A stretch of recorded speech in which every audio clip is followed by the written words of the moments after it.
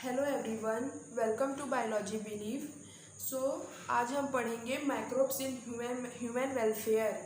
ये इस चैप्टर का पार्ट 3 है और मैंने ऑलरेडी पार्ट 1 और पार्ट 2 कंप्लीट कर चुकी हूँ। ये topic microbes in house hold product and second topic is microbes in industrial product and third is fermented beverages and fourth antibiotic. ये चारों टॉपिक ऑलरेडी कंप्लीट हो चुका है और आज हम पढ़ेंगे chemical enzyme and other bio active molecule और microbes in a sewage treatment. Come into the NCERT. अब हम एनसीईआरटी से पढ़ेंगे। अगर आप अपने साथ एनसीईआरटी रखना चाहते तो रख सकते हो, क्योंकि ज़्यादा अच्छे से समझ में आएगा। जहाँ पर इम्पोर्टेंट पॉइंट है, जैसे मैंने हाईलाइट किया है, वैसे आप भी हाईलाइट कर सकते हैं। तो जैसे कि अब हम एनसीईआरटी से लाइन बाय लाइन समझाने की मैं कोशिश करूँगी। Microbes are also used for commercial and industrial production of certain chemical like organic acid, alcohol और एंजाइम। जो माइक्रोब्स है वो कमर्शियल हो या इंडस्ट्रियल प्रोडक्शन के लिए काम आता है। उसमें केमिकल प्रोड्यूस होता है, जैसे कि ऑर्गेनिक एसिड हो गया, अल्कोहल और एंजाइम। जैसे कि एग्जांपल है जो एसिड प्रोड्यूसर्स हैं, जैसे कि सिट्रिक एसिड के लिए जो एसिड प्रोड्यूसर है वो एस्परजिलस निगर है, जो फंगस से पाया जाता है। और एसिटिक एसिड के लिए क्या है, एसिटोबैक्टर एसिटी है, जो बैक्टीरिया से पाया जाता है। और ब्यूट्रिक एसिड के लिए क्लोस्ट्रिडियम ब्यूटिलिशियम से पाया जाता है। और लैक्टिक एसिड लैक्टोबैसिलस बैक्टीरिया। और अगर आपको पता होगा लैक्टिक एसिड किस में मिलता है तो आप मुझे कमेंट सेक्शन में भेज देना, क्योंकि ये इम्पॉर्टेंट है, क्योंकि ये पिछले लेक्चर में हमने पढ़ चुका है। अगर किसी ने वो लेक्चर देखा होगा या कहीं से भी देखा होगा, कहीं पढ़ा होगा, तो वो इसका आंसर दे सकते हैं कि ऐसे कौन से प्रोडक्ट में लैक्टिक एसिड मिलता है। Okay, so east saccharomyces services is used for commercial production of ethanol. जो सैक्रोमाइसिस सर्विसेज है जो ईस्ट से मिलता है वो इथेनॉल प्रोडक्शन के लिए काम आता है। और सर्टेन एंजाइम के लिए भी माइक्रोब्स बहुत काम आता है। जैसे जो लाइपेज है वो डिटर्जेंट फॉर्मुलेशन है और वो जनरली डिटर्जेंट में मिलता है वो एंजाइम लाइपेज, और वो बहुत हेल्प करता है removing of oil stain from the laundry. और ये ऑयल स्टेन को हटाने के लिए बहुत काम आता है जो एंजाइम लाइपेज होता है। Okay, and you must have noticed the bottle fruit juice bought from the market are clearer as compared to those made at home।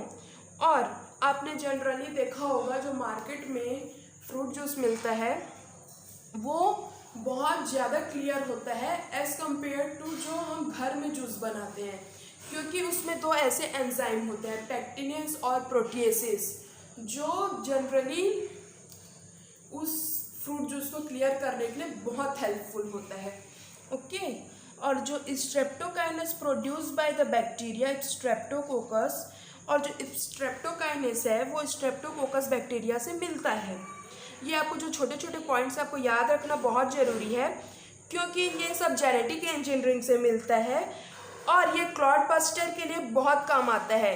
जो ब्लड वेसल में जो क्लॉट हो गया रहता है वो इस क्लॉट को हटाने के लिए बहुत काम आता है। जो पेशेंट माइक्रोकार्डियल इन्फेक्शन के लिए जाते हैं, जिनमें हार्ट अटैक होने का चांस रहता है, वो उसमें जो ब्लड में प्रेजेंट वेसल है, क्लॉट है, उसको हटाने के लिए वो बहुत काम आता है। कौन?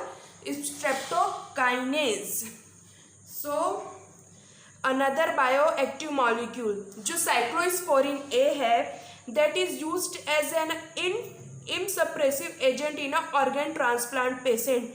और जो साइक्लोस्पोरिन ए है वो जनरली ऑर्गन ट्रांसप्लांट पेशेंट के लिए काम आता है, जो वो इम्सप्रेसिव एजेंट के लिए काम आता है, जो फंगस से प्रोड्यूस होता है, जिसका नाम है ट्राइचोडर्मा पॉलीस्पोरम। तो गाइस, ये आपको छोटा छोटा बात याद रखना बहुत ज़रूरी है, क्योंकि जनरली एग्जाम में ऐसा क्वेश्चन पूछ देता है कि ट्राइचोडर्मा पॉलीस्पोरम किस में कौन सी चीज़ से मिलता है। तो जैसे कि ये है साइक्लोस्पोरिन ए। और स्टेनिन ईस्ट से मिलता है, जो प्रोड्यूस करता है मोनास्कस परपरस, और ये जनरली ब्लड कोलेस्ट्रॉल को कम करने के लिए काम आता है। and it acts by the competitively inhibiting the enzyme responsible for synthesis of cholesterol. Okay, so guys, मैंने उम्मीद है कि आप ये टॉपिक समझ गए होंगे। Microbes in a sewage treatment. अब हम ये पढ़ेंगे कि सीवेज ट्रीटमेंट में माइक्रोब्स कैसे हेल्प करता है। तो मैं इस टॉपिक को भी समझाने की कोशिश करूँगी। We know that large quantities of wastewater are generated every day in our cities and towns. और जैसे कि हम जानते हैं कि बहुत क्वांटिटी में वेस्ट वाटर निकलता है, कहाँ, सिटी और टाउन में। और a major component of waste water is human excreta. और जो मेजर कंपोनेंट है वेस्ट वाटर का वो ह्यूमन एक्सक्रीटा से हुआ जाता है।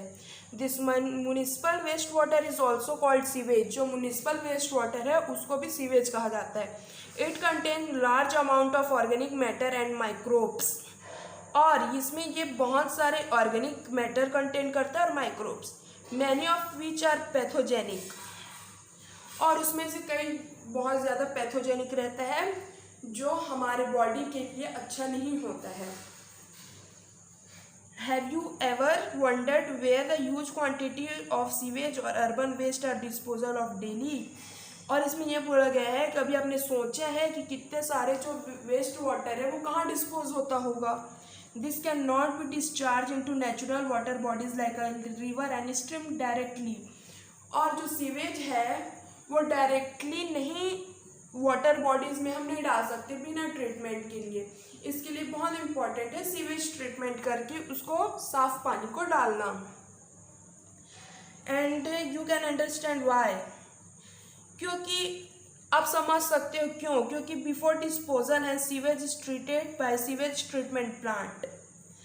और उसमें बहुत सारे ऑर्गेनिक मैटर्स होते हैं, ह्यूमन एक्सक्रीटा होते हैं, उसको हम डायरेक्टली रिवर में नहीं डाल सकते क्योंकि ये बहुत सारे डिजीज़ कॉजिंग करने का भी प्रॉब्लम हो जाएगा। क्योंकि जनरली जो गंदा पानी होता है उसी से डिजीज़ होता है, जैसे कि फॉर एग्जांपल जो टाइफॉइड हो गया या फिर कॉलेरा हो गया, जैसे कि जॉइंटिस हो गया, ये सारे डिजीज़ गंदे पानी से ही होता है। इसलिए हमको साफ़ पानी ही यूज़ करना चाहिए। इसके लिए गंदा पानी को रिवर में डालने से पहले उसको हम सीवेज ट्रीटमेंट प्लांट से साफ़ करते हैं, उसके बाद उसको डिस्पोज करते हैं ताकि वो लेस पॉल्यूटेड हो जाए। Okay, and come into the here. Sewage treatment में दो टाइप के ट्रीटमेंट होते हैं, प्राइमरी ट्रीटमेंट और सेकेंडरी ट्रीटमेंट, और उसको हम बायोलॉजिकल ट्रीटमेंट कहते हैं। तो इसको मैं आप लोगों को एक डायग्राम से समझाने की कोशिश करूँगी ताकि आप डायग्राम में थोड़ा ज़्यादा अच्छे से समझ पाएँ। जैसे कि प्राइमरी ट्रीटमेंट में फिल्ट्रेशन और सेडिमेंटेशन होता है। ओके, तो पहले हम एक टैंक में, सपोज ये एक टैंक है, इसमें लार्ज और स्मॉल मीन्स मैटर होता है जो उसको हम फिल्ट्रेशन से साफ़ कर लेते हैं। समझ, फिल्ट्रेशन से साफ़ कर लेते हैं। अब उसके बाद फिल्ट्रेशन हुआ, लेकिन फिल्ट्रेशन करने के बाद भी उसमें छोटे छोटे पार्टिकल्स होते हैं जैसे कि सॉइल और स्मॉल पेबल्स। तो उसके लिए हमको सेडिमेंटेशन की ज़रूरत पड़ती है। सेडिमेंटेशन मीन्स क्या, जो उस पानी को कांस्टेंट कर देंगे, उसके बाद जो भी पानी है वो ऊपर रह जाएगा और जो सॉइल और पेबल्स हैं वो नीचे आ जाएंगे। उसके बाद जो इफ्लुएंट मीन्स जो ऊपर का पानी बचा रहता है उसको इफ्लुएंट बोलते हैं। अब उस फ्लुएंट को हटा के हम सेकेंडरी ट्रीटमेंट में लाते हैं। ठीक है, सेकेंडरी ट्रीटमेंट के एक एरिएशन टैंक में लाते हैं। तो ये इतना टॉपिक आप लोगों को मैं जो बताई हूँ वो यही है। तो एक बार हमें एनसीईआरटी से ज़्यादा बेटर समझ में आएगा, हम पढ़ लेते हैं एक बार एनसीईआरटी से। Primary treatment, this treatment steps basically involve physical removal of particles large and small. जैसे कि मैं उसमें बताइए आप लोगों को डायग्राम से कि फिजिकल रिमूवल, जो लार्ज और स्मॉल पार्टिकल्स रहते हैं उसको पहले हम प्राइमरी ट्रीटमेंट में हटाते हैं। पहले फिल्ट्रेशन और सेडिमेंटेशन यूज़ होता है प्राइमरी ट्रीटमेंट में। And this are removed in stages. Initially floating debris is removed by sequential filtration. जो ऊपर में जैसे फ्लोटिंग डेब्रिस मीन्स जो उफला हुआ पत्थर हो गया, ये सब चीज़ को हम फिल्ट्रेशन से हटाते हैं। देन द ग्रिट और सॉइल एंड स्मॉल पेबल्स, अब उसमें जो छोटे छोटे पार्टिकल्स बचे हैं उसको तो हम फिल्ट्रेशन से नहीं हटा सकते, क्योंकि छोटे छोटे पार्टिकल्स फिल्ट्रेशन से हट नहीं सकता, उसके लिए हमको सेडिमेंटेशन की ज़रूरत पड़ती है।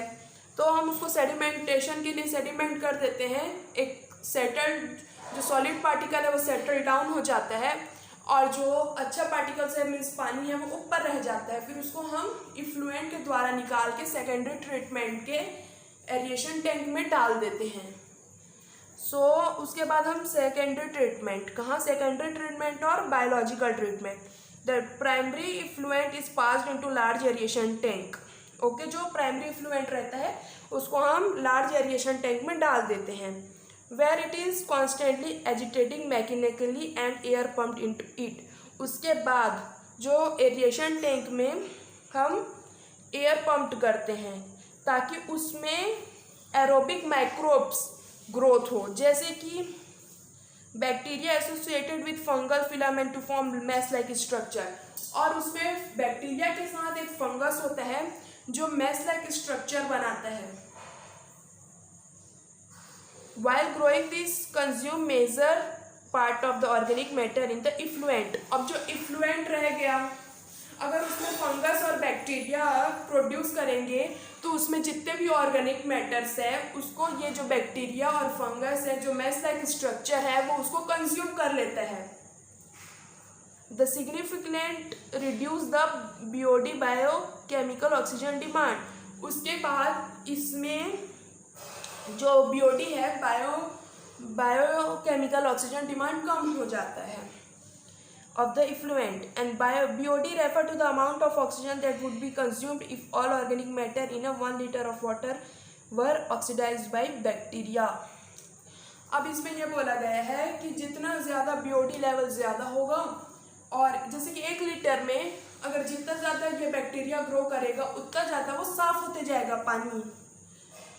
And the sewage water is treated till the BOD is reduced, और सीवेज ट्रीटमेंट हम जब तक करेंगे तब तक कि BOD लेवल कम ना हो जाए।